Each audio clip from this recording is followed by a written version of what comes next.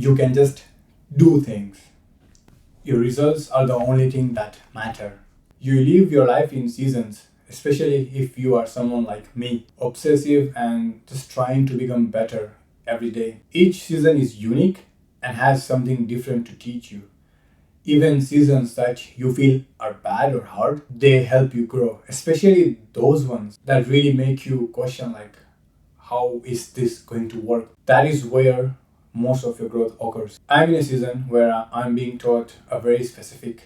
I saw this clip of Chris Williamson. Yes, I am obsessed with the few mentors that I have. I believe in listening and mimicking the lives of people who have the dream life that you want, and ignore every single other person and whatever the fuck they say. You can just do things. You can do it tired, you can do it sleepy, you can do it sick, you can do it embarrassed, you can do it scared, you can do it even when you know that this might not work out. You can just fucking do the work. It is the same thing that I've also heard my other two mentors say.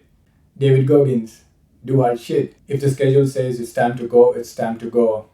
It doesn't matter if you didn't get enough sleep, if you're too sore from yesterday's workout, if you feel a little bit sick, if it's raining outside, just fucking go. Hormozy, you need to build the muscle to a place where you don't even consider about feeling good to work. Like, it's not even a thought that enters your brain. You just see what you have to do and just get to work and just start taking stuff from the list.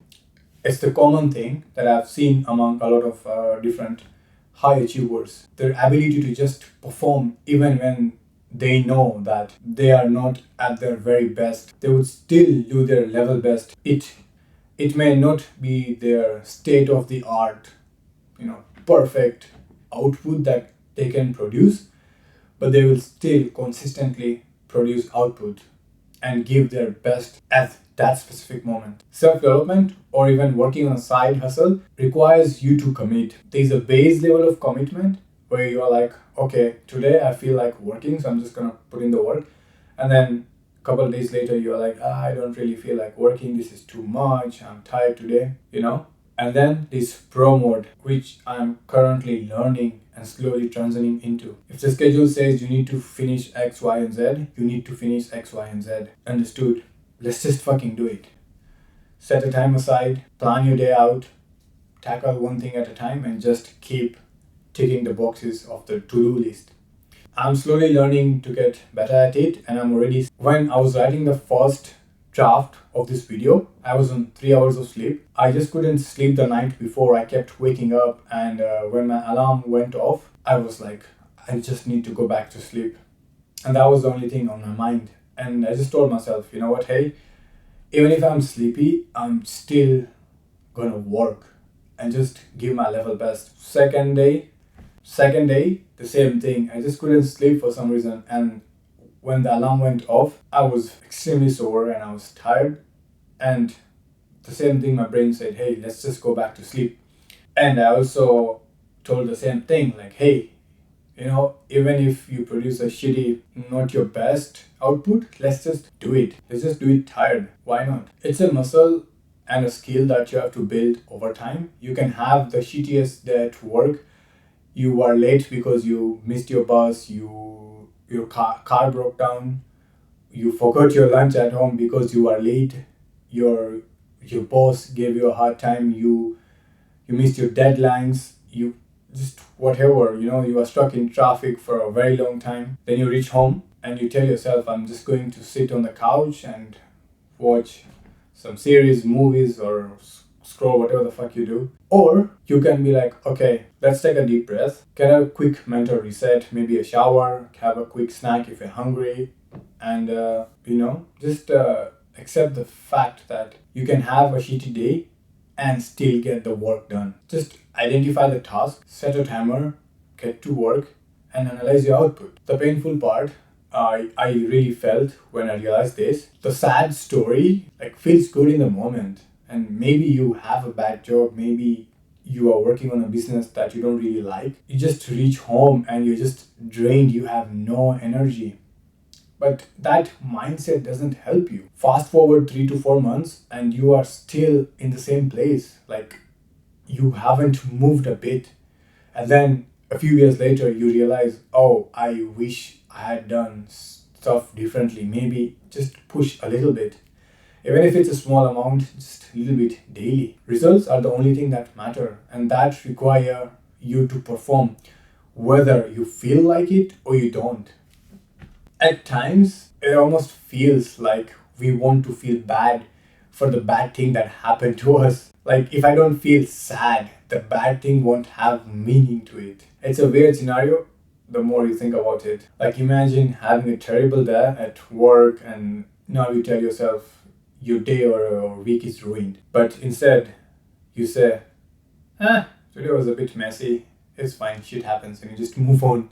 The more you flex this muscle, the stronger it becomes. And I think that's why self development in the early days is a very rough journey. You get hit by these storms, you're putting yourself out there in these new environments that you're not familiar with, and you don't really have the tools or the frameworks to help you navigate these, so you're just getting shoved around in that storm.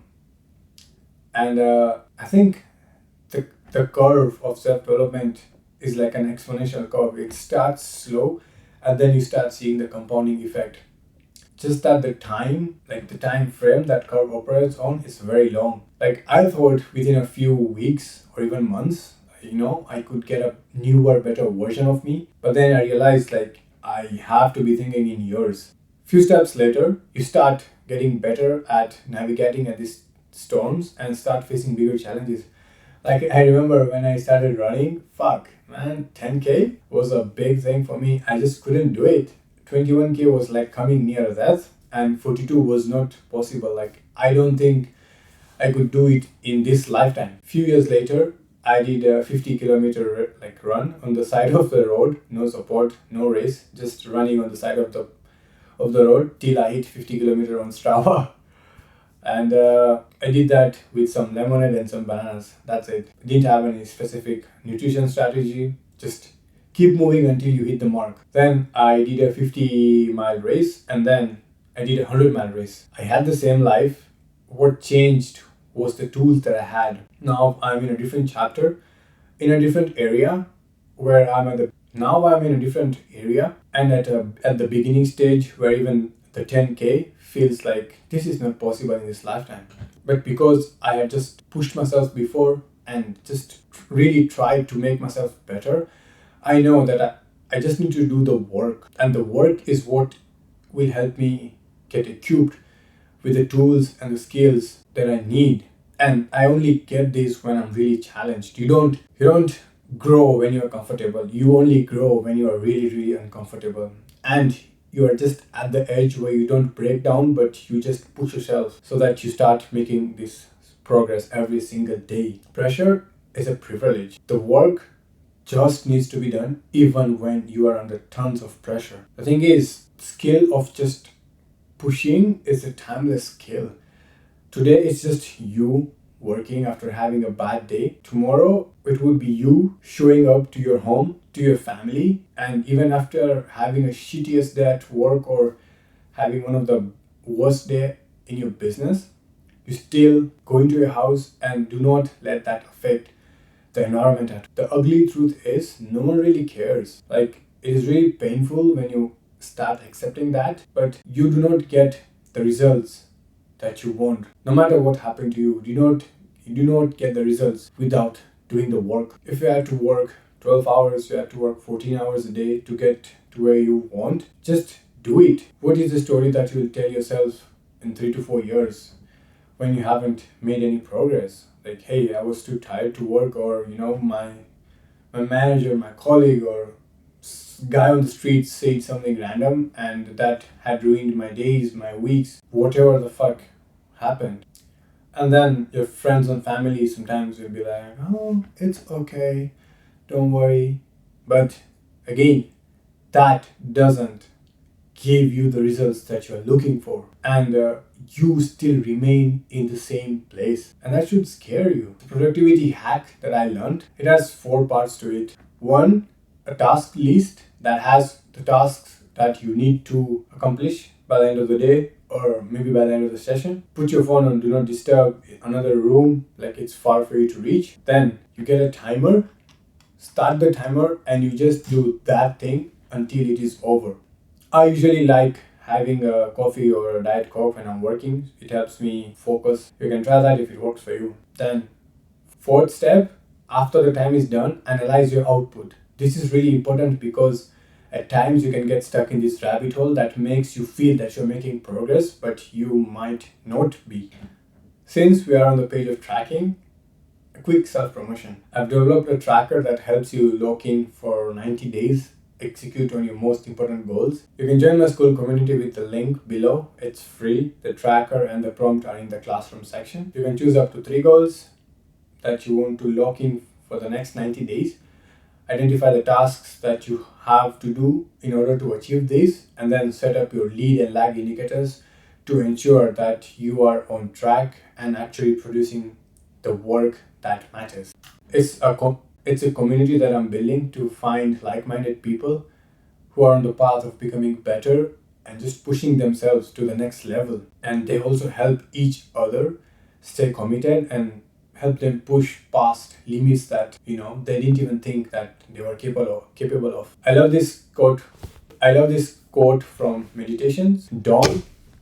At dawn, when you have trouble getting out of bed, tell yourself, I have to go to work as a human being. What do I have to complain of if I'm not going to do what I was born for? The things I was brought into the world to do? Or is this what I was created for? To huddle under the blankets and stay warm? So you are born to feel nice instead of doing things and experiencing them. Don't you see the plants, the birds, the ants and spiders and bees are going about their individual tasks, putting the world in order as best they can, and you're not willing to do your job as a human being? Why aren't you running to do what your nature demands? Marcus Aurelius, Meditation. Just do it. The frameworks that I use to get shit done, think about today. Just today, not tomorrow, not next week. Break it down into smaller chunks. If it feels like a lot, it probably is. Go deeper, cut it down into even smaller chunks to a point where you're like, okay, I think I can handle this. Then you set a timer and just get to work.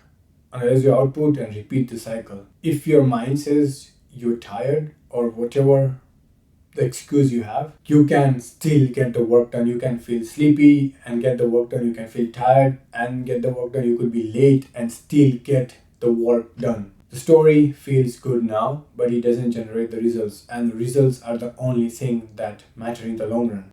Alright, I hope this helps. You can join the community Stoics Patterns, link in the description. You can also get my tracker and the prompt to help you stay committed.